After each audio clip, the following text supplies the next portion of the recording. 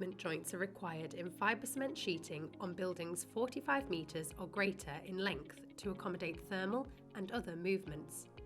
Where the movement joint is to be formed, each sheet is cut through the valley at the centre of the sheet and the resulting pair of half sheets spaced 25 to 30 mm apart and fixed as usual.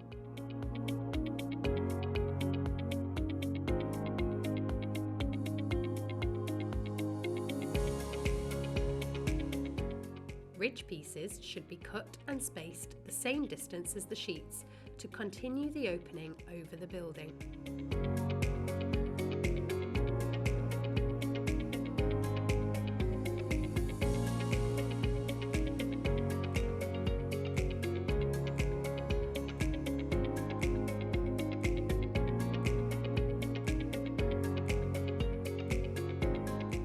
If using a stop end, first install this at the eaves, positioning over the corrugations so that it covers the space between the sheets.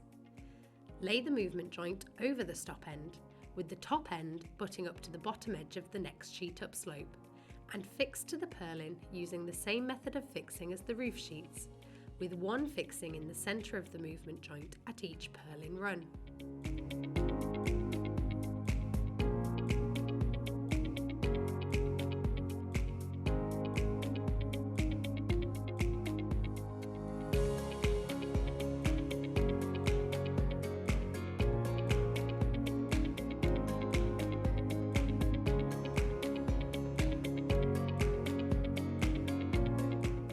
Carry on upslope, ensuring a minimum 200 mm overlap of the movement joint pieces.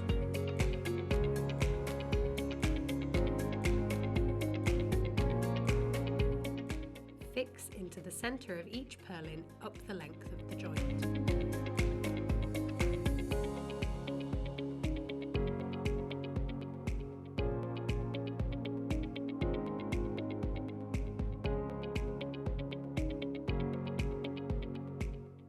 This fixing should pass through the gap between the two half sheets and must not be over tightened.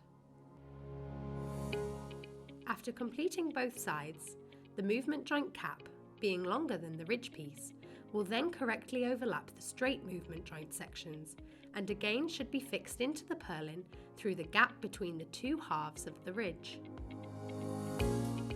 Continue sheeting as normal to the end of the building or until another movement joint is required.